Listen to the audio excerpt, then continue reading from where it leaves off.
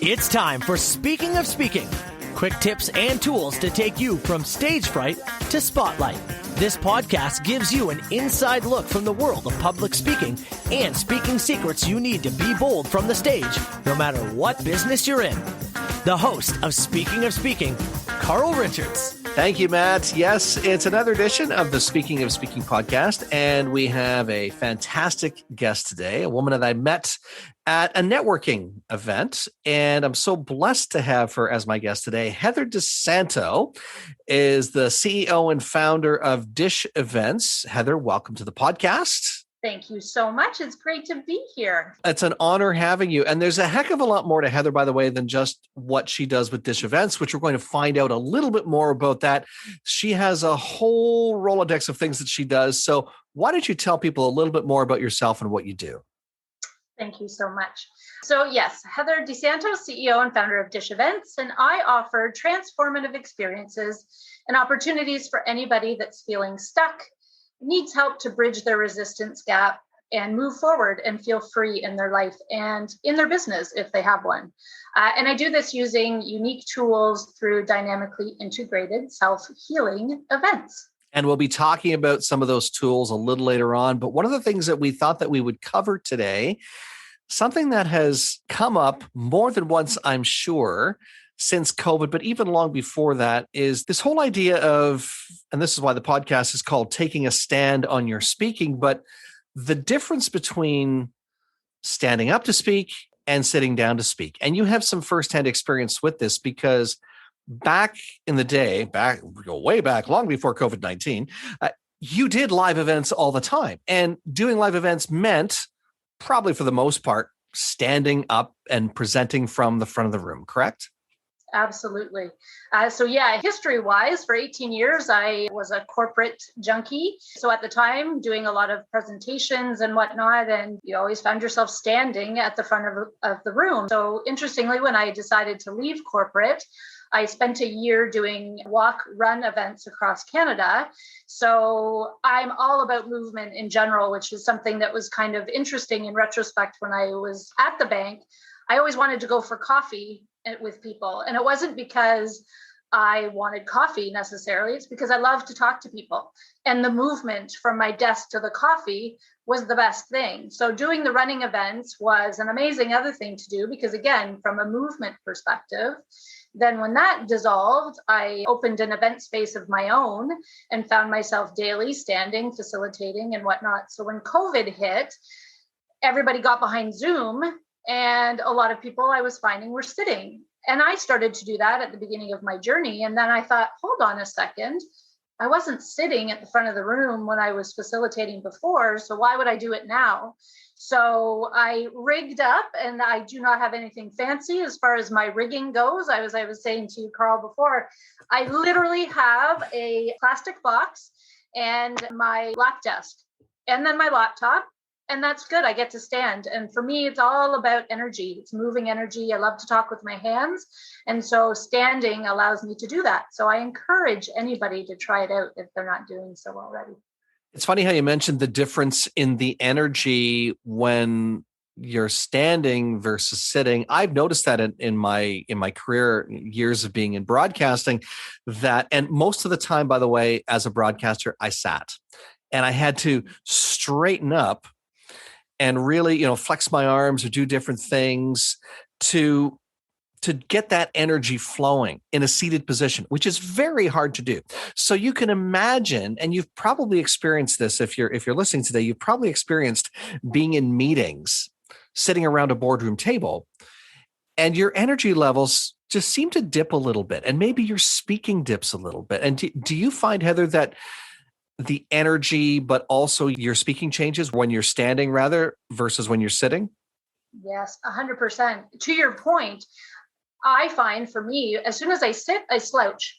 And so to like what you were saying, it's an inward movement, right? And so if you're into heart-centered and things like that, standing up and having your shoulders back, it brings a level of confidence. And when you're speaking, don't you want to be confident when you're talking, especially if you're in a facilitator mode where people are looking at you for wisdom or growth or whatever it is that you're facilitating about? having the confidence as a speaker and standing, I think goes a long way for people if they decide to try it out for themselves. I also tune it to, there's a reason why choirs, since time immemorial, have stood to sing especially more robust sounding anthems or pieces of music with high energy, because they need that energy. Even if you go to a concert, a rock concert, rock stars don't usually just sit down on the stage and say, I'm going to sing to you. There's an energy to it. But even if they do need to sing quietly or whatever, they're still probably going to stand. They need that, like you said, it's a physical difference from how our body is sitting versus standing. Plus, it's also, I've learned, and maybe you've experienced this as well, that your diaphragm is in a different position. It's still on our body, but it's in a different position when we're sitting versus when we're standing. And your diaphragm is where your voice power comes from, where your breath and all that comes from that. And if you're sitting versus standing, you're not putting forth not only that same energy, but that same power to your voice, so to speak. 100%. And it's interesting. I didn't even actually think about that when you were saying about the choir, but wholeheartedly, everything moves, I think, a little bit different when you're standing versus sitting. I even find when I walk, I find a point ahead of myself to look at to make sure that my head's up when I'm walking, because even that, looking down and speaking versus standing up, like with your head up and speaking, changes the dynamics of your voice. So I guess one of the takeaways today is whether you are speaking, giving a presentation virtually, because we're still doing a lot of virtual presentations. So whether you're giving a presentation or whether you're even participating in a regular meeting, and Heather, maybe you can back me up on this or not, it's up to you. But there's an advantage to finding those opportunities where you can stand to elevate your energy, but also it's got to do something to the clarity in your thinking as well, if you're standing versus sitting, wouldn't you say? That's a very good point. I think so. To me, it's quite interesting that we're talking about this, because absolutely from a communication standpoint, I see the value of it. But even moreover, the uniqueness of it. I'd like to just put a challenge out to your guests, to challenge them to do it once. I would hazard to say they may be one of the only people in a Zoom room that would do it. It would be interesting to see, because if you're into being unique, it might be something that you might want to try at your next event.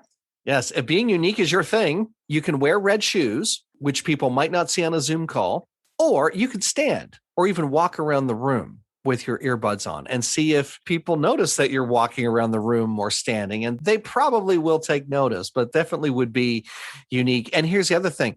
If you do that, don't do it just because Heather challenged you. By all means, yes, do it for that reason, but do it to see if you notice a difference in your energy or your clarity in your thought, or even in your own presence with your communication. I think that's a great challenge. It's a fantastic challenge.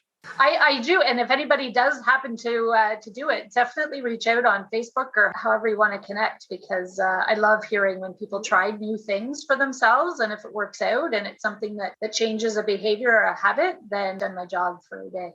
It's a very unique form of communication. Let's put it that way. Speaking of unique forms of communication, you alluded to that at the beginning. I want to give you an opportunity to talk more about what you call points of you. So tell us a little bit about that. So Points of You, so YOU, is a brand that came out of Israel back in 2005, 2006, from two wonderful entrepreneurs that created games, essentially, that are based on pictures, words, and questions around the idea of picture therapy, in truth.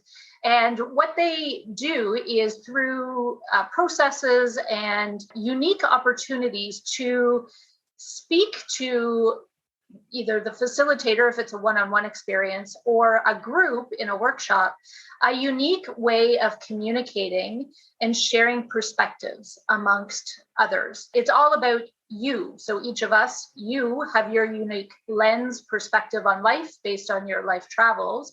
I have my own unique, but one card can change anybody's perspective. I can absolutely guarantee it through a conversation and the tools themselves. They're used in organizations. Coaches use them as additional training tools, and they really can be used at home for parties with your family, anything. The world is your oyster as far as these. And obviously Points of You is a play on words, a point of view.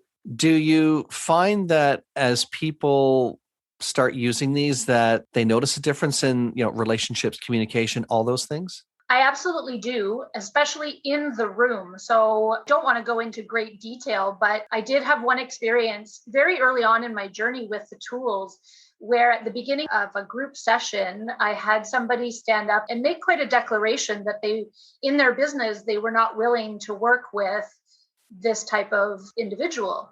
And I happened to have one of those individuals in the room who then made it their mission for the day to change that person's perspective. And by the end of the day, it had been done, and they have since collaborated on things and have become excellent friends. It's amazing how, whether it's people themselves take it on as a way of learning more about each other, or just a way to communicate differently and see each other in the lens that they want to be seen in. That's a stellar success story for points of view, which, if you say it too quickly, comes across as points of view, because we're so used to hearing it like that, which is obviously a play on that. But that's a very great success story for that, because we're so used to, in some cases, deflecting from others' points of view because we want to get ours out there. Ours have to go out there. They have to be front and center. Okay, we want to hear yours too, but I want to make sure mine gets in there. So getting that cohesion, or that, oh, that's where you're coming from.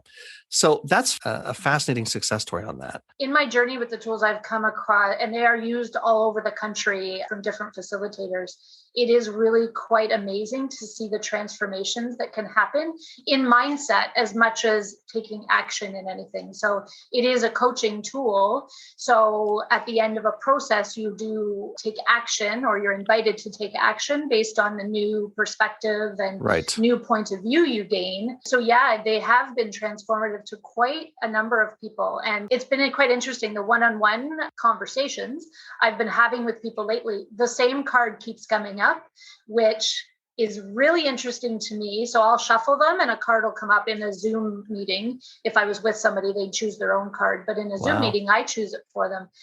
The exact same card has come up with the last 3 people I've worked with, and they've had similar reactions to the same card. So from a point of view perspective, but at the end of the conversation, where people are at through the conversation and going through the processes, it's been quite fun to see the transformations that they've taken in personally from the new point of view or the new perspective they have on whatever they're exploring in the dialogue. My guest today is Heather Di Santo, the CEO and founder of Dish Events. And we're having a great discussion today, talking about a couple of different things. We've talked about taking a stand on your speaking, and Heather's been sharing also about the unique form of communication with points of view, a play on points of view. Heather, I want to give you the opportunity to pass something on to the audience today. So if people have heard something that they want to take action on, what would you like to suggest that they do? What just came to mind to me is to be kind to yourself. And interesting. Yeah, I had something prepared prior, but what just came through is to be kind to yourself, but also to others. Yourself through the lens, like we don't always see the best in ourselves and what people see in us. But at the end of the day, we are who we are in the shell of the body that we have.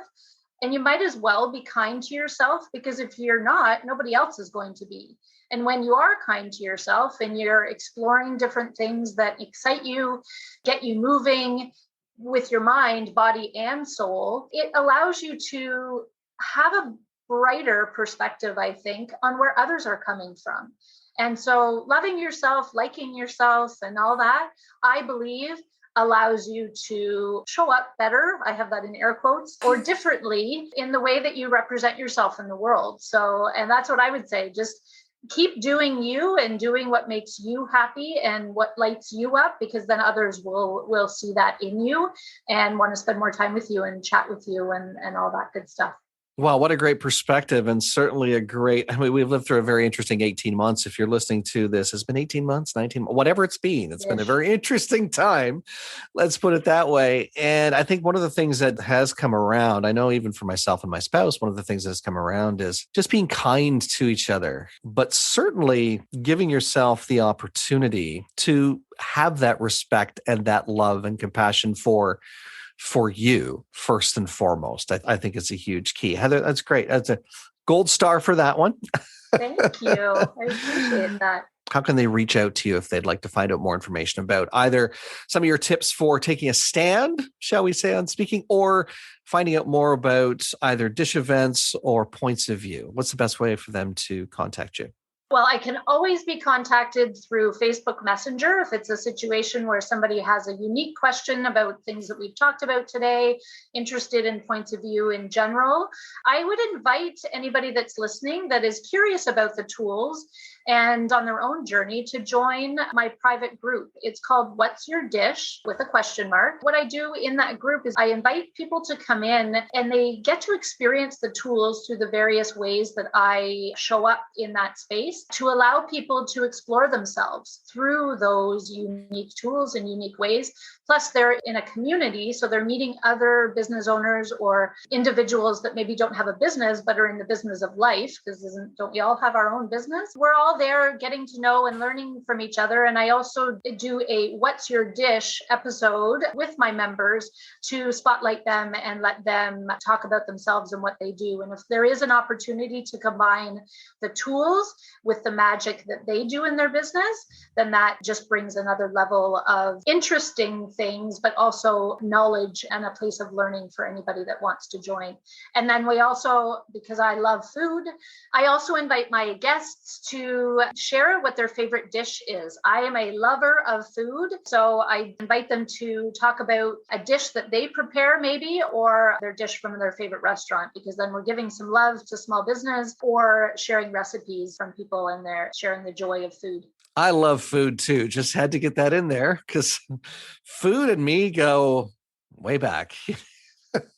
Well, so funny that we're talking about communication, right? Because isn't that the best way to have a conversation when you're sitting having a meal over a drink or whatever? Like, isn't that the best time to communicate and have conversation happen in such a lovely way?